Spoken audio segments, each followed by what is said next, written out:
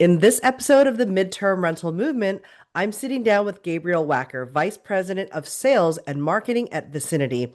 We're going to pull back the curtain on the corporate housing industry, how it started, how it works, and where it's headed next. Gabriel shares his journey from the early days of corporate housing in the 1980s to leading one of the most respected names in the space today. We're going to dive into the mechanics behind Vicinity's impressive 95% occupancy rate using dynamic inventory strategies like match leasing and arbitrage models, and the critical role of having B2B relationships in sustaining long term success. The conversation explores the high standards of professionalism that define corporate housing, rigorous inspections, consistent furnishings, and the kind of reliability companies depend on. We're going to talk about the rise of midterm rentals and the shifting landscape of relocation budgets like flex funds and how single family homes are reshaping what corporate housing can look like. More importantly, we're going to discuss the massive opportunity for collaboration between traditional corporate housing providers and midterm rental operators, bridging the two worlds to better serve clients and guests alike. If you want to understand how the corporate housing business really works and how operators like you can plug into that ecosystem, this episode is packed with insights you don't want to miss.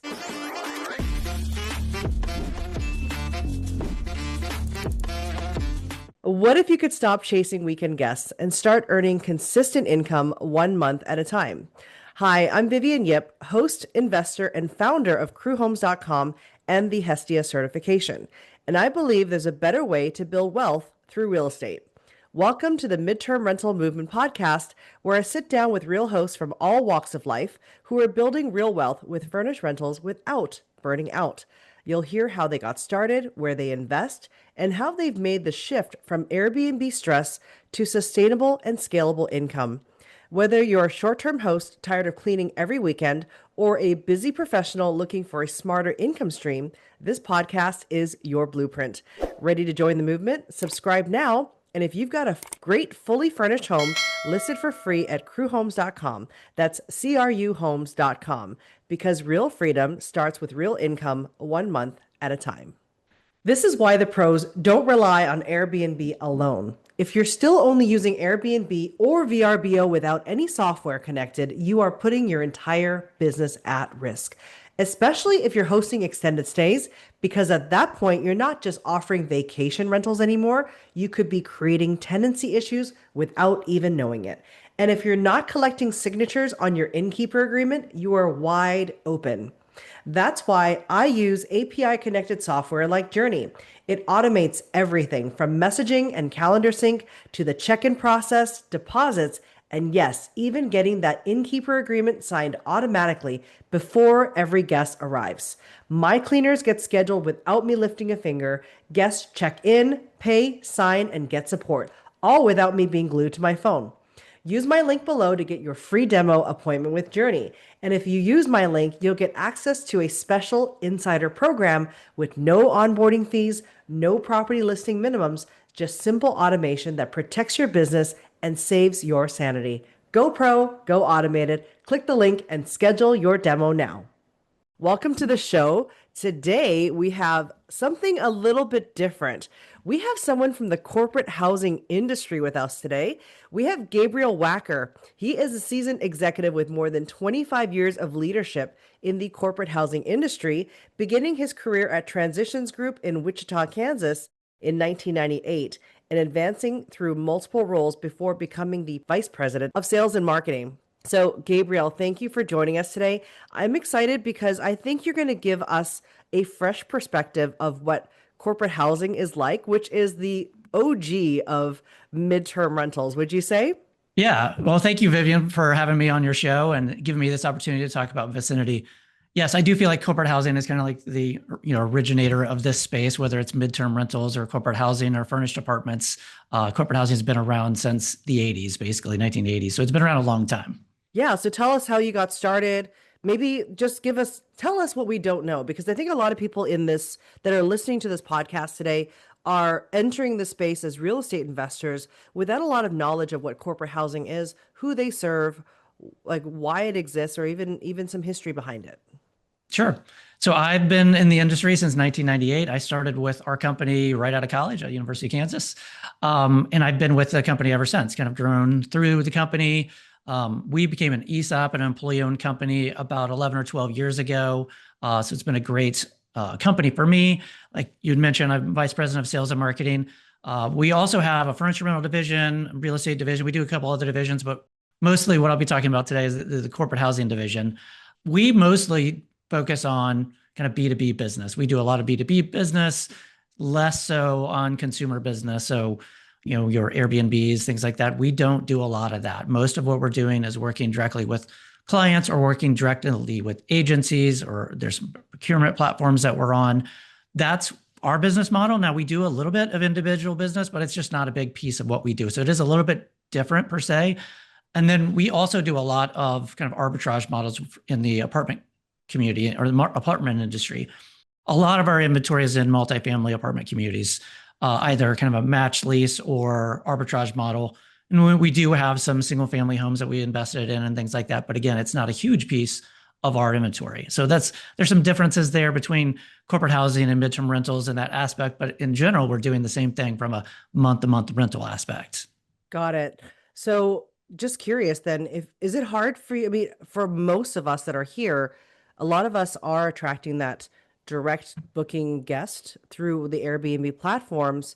How do you sustain a model where it's all like B2B? Is it just relationships? Is it becoming part of an association? What are the key ways that you found success in this business in corporate housing?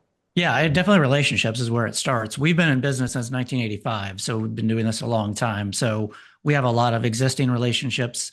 We have a sales team. I lead a sales team for both our Vicinity, our corporate housing division, and our furniture rental division. So we are actively going out to have those conversations with clients, business clients that have month-to-month rental needs. So existing relationships and then also building new relationships all the time. And we are typically looking for people that have complex needs where they're relocating a lot of people, big project moves, big intern groups, things like that are complex housing needs that solution may not be easily found on the internet.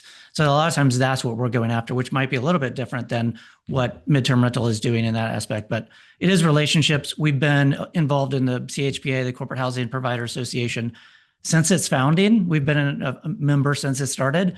And we made a lot of relationships with other companies, with other corporate housing companies that are in either an agency model or a traditional model. And we get business from those other companies too, in the same space that we're in. There's a lot of renting from other companies in the corporate housing world. Yeah, it sounds like a really strong blue ocean strategy because you've got the people in the midterm rentals that are just competing on usually by location and by value and availability, but in your space, you are solving complex problems. I'm assuming when you do work with internships or project-based businesses, they're looking for 50 to 100 units at a time. Is that Yeah, correct?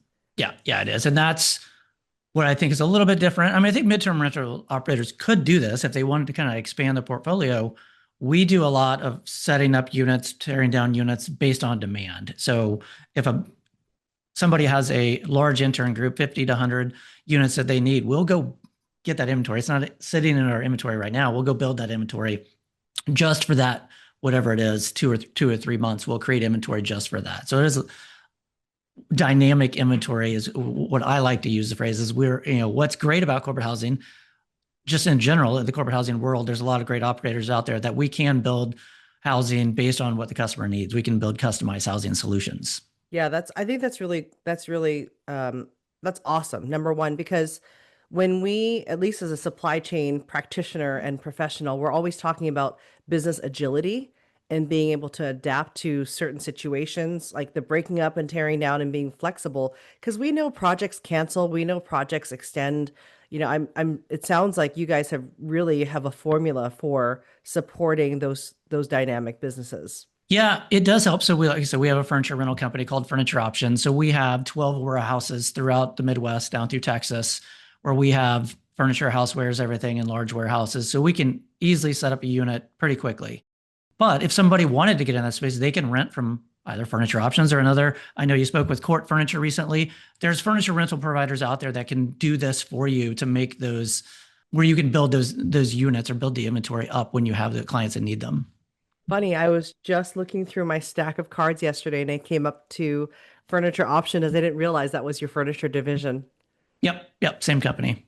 Amazing. And you guys have national coverage or Really just in the Midwest for furniture options. So furniture options, we are in kind of an 8-state region right in the middle of the country, kind of Iowa and Iowa, Nebraska down to Texas and Louisiana, kind of that strip right there is where what we service. got it. So I'm curious, you came to our MTR Summit event, pre-event, which was the School Yep. of Hard Knocks Midterm Rental Edition. I was actually really excited to see your name pop up because we'd met a few times at the CHIPA conference. And when I saw your name pop up, I was like, I wonder if the corporate housing people are interested in what's happening in the midterm rental space.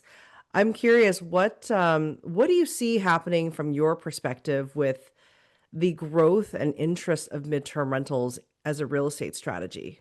Yeah, I think there's definitely interest in, I think the CHPA world is what's going on over in the midterm rental space. And I think I have interest too we have a furniture rental company. So I feel like there's opportunities there for our furniture division.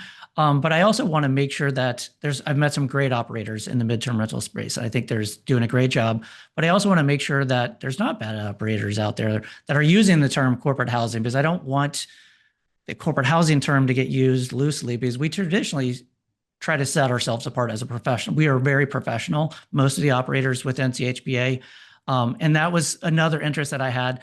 I also sit on the membership committee. I am one of the chairs for the membership committee for CHPA. So looking for opportunities to add members to our CHPA community.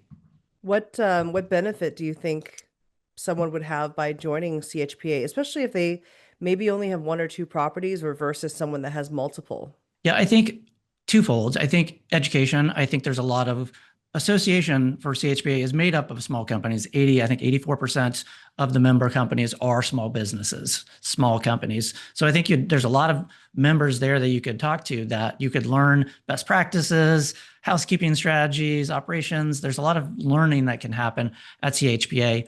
And then also, like I said earlier, there's a lot of renting between corporate housing companies. So that's another way that you can build up inventory, but you can mitigate some of your risk by renting some units from other operators and then just marking it up a little bit so you can get to that 50 or 100 units that you need to have for that client. So, we don't set up our own inventory outside of kind of like that territory that I was talking about. We typically work with partners in the corporate housing world for East Coast, West Coast, and then we'll mark it up a little bit and offer that to our client. That's the model that we work with. So we've made those relationships with those partners that we work with. And that's why I think becoming a member of CHPA can be valuable, is you can make those relationships, get business out of it, but also learn some good strategies on how to run your business. Yeah, I've certainly learned a lot. I participate in the free info sessions that they have about pricing and revenue and things like that. Plus participating in both of the CHIPA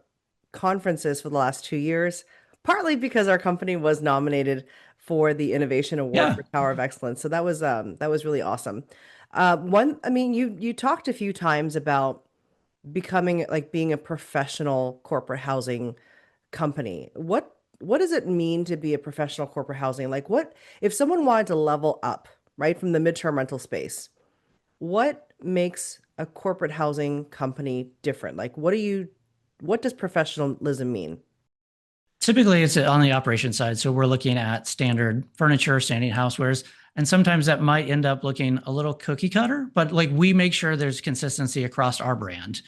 I can't necessarily speak for all the members within CHPA, but what we try to do is we standardize all of our practices. So whether it's the furnishings and the housewares, they all look the same number of pieces, furniture pieces and houseware items are in all of our apartments.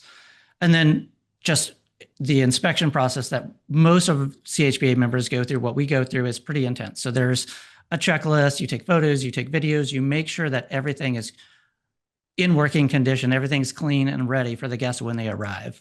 I think those are the things that you see as the standardizing practices, inventory, and operations is what constitute a professional service, is what I would say. Yeah, I agree with that. That's why whenever our company moves a client in, we are sending a third party inspector. We're not trying to bust people for doing a bad job or anything like that. We're just trying to maintain a standard and protect our reputation Yep. and relationship. So, at the end of the day, if we're working with corporate housing people or even with insurance displaced families, they're going through something that they probably don't love going through, having to move your house and move into somewhere strange and being able to provide a professional level of service that says, hey, we've gone through and made sure that the washer and dryer works, that the locks, that there's not going to be an issue arriving when they show up at 2 o'clock in the morning, and that all the light bulbs are working and that there's no dust on the fans, things like that. I think those are really like good touches to put in your operations business to provide that level of service. Yeah, and I think, we typically, so we have an app that we send to when we're working with a partner, we send to them to that. So they will take, it's a checklist, but they also take photos and videos showing us so we can visually see everything's in working condition. And it says, some of the things might seem silly, but it's like turning on every burner on the stove and showing that they're turning on, showing that the microwave is actually working, making sure there's not lint in the dryer. Those things, looking under the bed, those are the things that we expect from our partners when we work with them. One thing that I think people overlook is hot water. Yeah. I mean, sometimes when you're doing these on-demand leasing, or even if you're setting up a brand new midterm rental, you may have thought you turned on all the utilities, and then you're like, oh my gosh, I forgot this one Yeah. thing. Where I've heard stories of like, oh, I got a booking where we didn't even have the gas on yet, and therefore they didn't have the pilot light on, which meant that they had only cold water. So these are, the inspection process is really to help everyone Yeah. make sure that they're on the same page to providing that great experience. Yeah, no, that's one of the first things when I go and when I do an inspection, I'll turn the hot water on. Usually, I kind of like high items. I'll start with hot water, internet. Those are the things. You go to the breaker box, make sure there's nothing flipped on the breaker box. Like those things you start with, and you kind of move backwards from like highest level of importance to internet's going to be one of the first things you have to check because that's critical for our guests that stay with us. And I think it's important to remember most of the guests, like you had said, are going through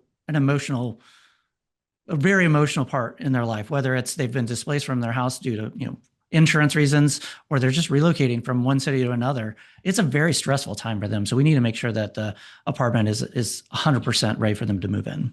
Yeah, I agree with that. So, I'm curious, are you seeing any changes in the corporate housing world? So, when I was at Chippa in February, one of the topics was Ron Dunlap from Grable had mentioned that there's a lot of flex money being used instead now of using corporate housing money to book properties. Are you seeing that change with the relationships that you have, that the employees are not taking the pre-assigned housing, but rather taking a stipend to spend and find their own properties? It's yeah, I mean a lump sum or a core flex or a cafeteria plan, whatever you want to call it in the relocation world, that's been around for a long time. I think we see companies try it, then not try it, and go back and forth. So wouldn't say that's new. It's definitely not new. It's been around like core flex has been around a long time. Lump sums have been around a long time. We have heard of more companies going to kind of a cafeteria plan, and what I mean by that is they usually is a point system, so you'll get a certain amount of points, and you can use it either for your home sale or your home purchase, temp housing expense, or like so you can kind of pick and choose what you use based on. And so I don't think that's new, but I think companies are definitely looking for cost savings. I think that's what we see more than a change in policy. It's more just companies are looking for savings, whether that's temp housing or just relocations in general. Relocations are down for the last 2 or 3 years. There's a lot of reasons for that, but I think we've seen relocations have changed a lot in the last several years. I remember seeing the bill both times when I relocated, once with Tetra Pak back in 2005, and then I relocated again with Apple under a relocation package. That was in 2014. And I was astonished at how expensive corporate Yeah. housing was. I would say almost 40% more expensive than an Airbnb, and you get more. But one of the interesting things was during the meetup that happened in Austin last week with Chippa, I ran into someone at CWS, which is one of the larger Yeah. relocation companies here, at least in the Austin market.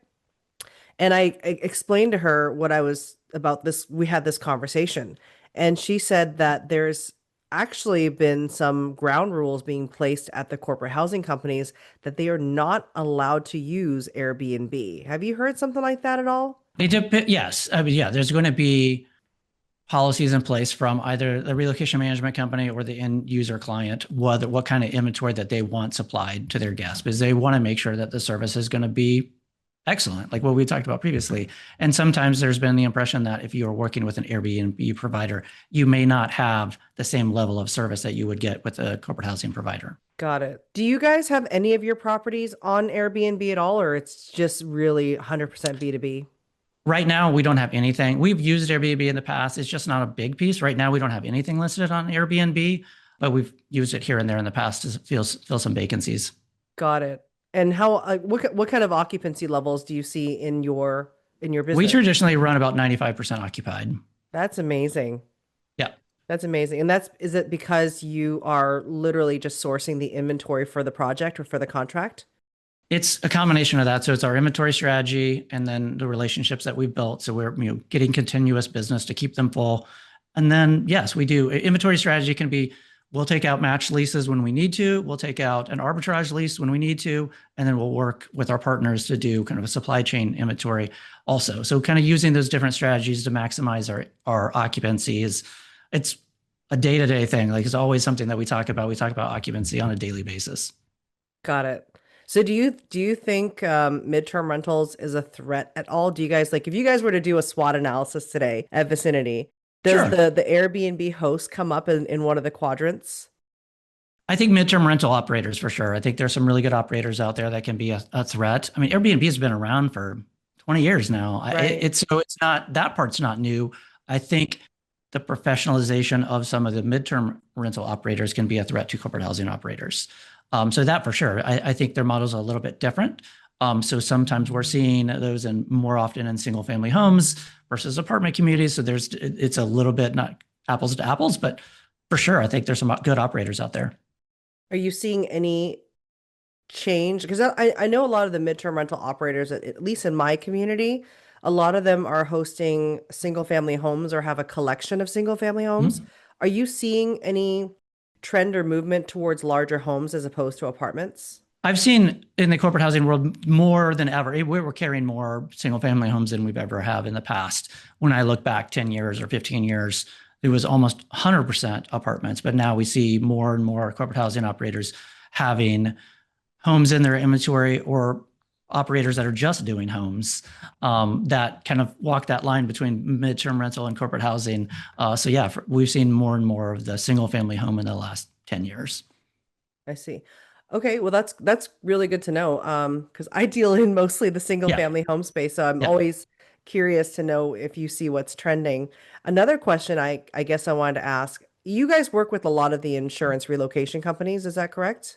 yeah. Are you seeing a stronger trend towards unfurnished requests?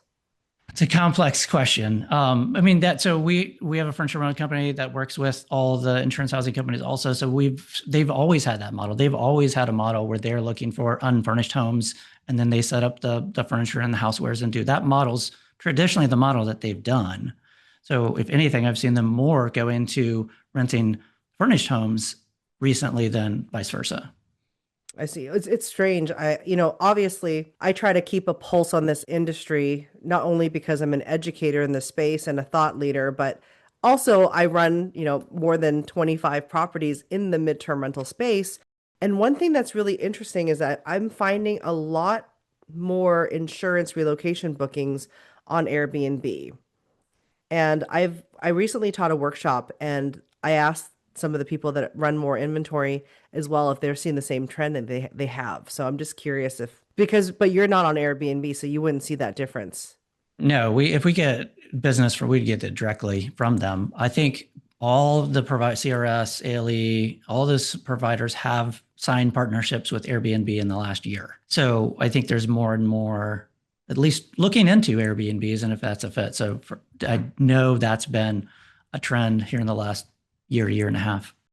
Well, I did know about CRS because I did go into the CRS office, met with their executive leadership team, and we talked Yeah. extensively about that. But I didn't know that ALE Solutions has also been having that conversation. I assume it has to do on the cost side because, the guest booking fee is, at least until now, is quite expensive, and they must have negotiated some kind of pricing Yeah, rate. I don't know what that partnership agreement is, but I've just seen that in the news and things like that. I think it's just wanting to have a wider availability of inventory, a wider solution for their clients. Yeah, we know that these incidences can happen anywhere. They're agnostic to location, and I guess Airbnb has the widest reach when it comes to locations. So, Yeah, for sure. but my argument for that is they might be pursuing Airbnb inventory, but unless the host understands how to control their calendar and attract those stays, then it doesn't matter, right? If you don't know how to create your listing to attract those extended stays, then you're never going to get those extended stay bookings. I think one of the Yeah. things that, like, short-term rentals is a model that attracts future guests, meaning people are planning vacations, they're planning for something. Whereas in the midterm rental model, it's always last minute. Do you see that in corporate housing as well? Like, do you see that It, when someone's arranging a project? What's your typical lead time for getting a request? it depends on the kind of like the vertical that we're looking at. Insurance, obviously, that's last minute. It's usually very last minute. And then like intern programs, we're talking to companies right now for next year's intern programs. We're putting together pricing SLAs, like we're all that's happening right now. So it's anywhere from we have some that need it right away and some that are looking out at next year already. Traditionally, like we look at we don't see a lot of bookings more than a month or two out. We don't take a lot of we don't do short-term bookings. Pretty much everything we do is month to month, and we don't take a lot of inventory. We may not lock up inventory, but we're going to tell the client, yes, we will procure this inventory for you. We'll make sure this happens, but we won't lock up our current inventory for something much more than a month out at a time. Got it. Well, that's good indication to know. Yeah, I think a lot of people don't realize, at least, with insurance relocations, they're like, oh, well, can they move? My property's not available for 6 weeks. Can we wait until then? I'm like, not really, because Yeah. these people have already probably been in a hotel now for 3 weeks and they're just dying to get in a house by now. Well, we are coming up on our time here. Do you have any words of advice for someone trying to grow their corporate housing business and how they can leverage your furniture options? Yeah, I mean, I think furniture options is a great solution if you want to just add to some inventory. If there's a big World Cup, will be in Kansas City, Dallas, Houston. There's tons of locations next year. There's going to be some opportunities. If you want to just add some inventory, furniture rental can be a good opportunity for that. And then my advice is always relationships. Build relationships, whether it's in CHPA, corporate housing world, or the midterm rental space. There's tons of great operators out there. Build those relationships. That's where you're going to see growth, is learning from other people. 100%. Yeah, I can tell you I've spent a lot of time building relationships, including relationships with you, which I value so much. Yeah. Thank you, Gabriel, so much for being on the show today. I value your input and your experience as well as your expertise. Everybody listen in because we have so much to learn from Vicinity and also how to build out a professional corporate housing business. Thanks so much for joining us. Thanks. If you're hosting midterm rental guests and asking for a high security deposit, you might actually be blocking your own bookings. Most hosts are switching to insurance-based protection like Wavo to lower deposits and confidently accepting a wider range of guests, including those with pets. Over half of Americans have pets, and they're like family. If you were on an extended stay or displaced from your home, wouldn't you want to be able to take your fur baby with you too? What I love about Wavo is that it's on demand and it works even with paper leases. But here's the key. You need to be set up and onboarded before you need it. So get started with Wavo today. The link is below.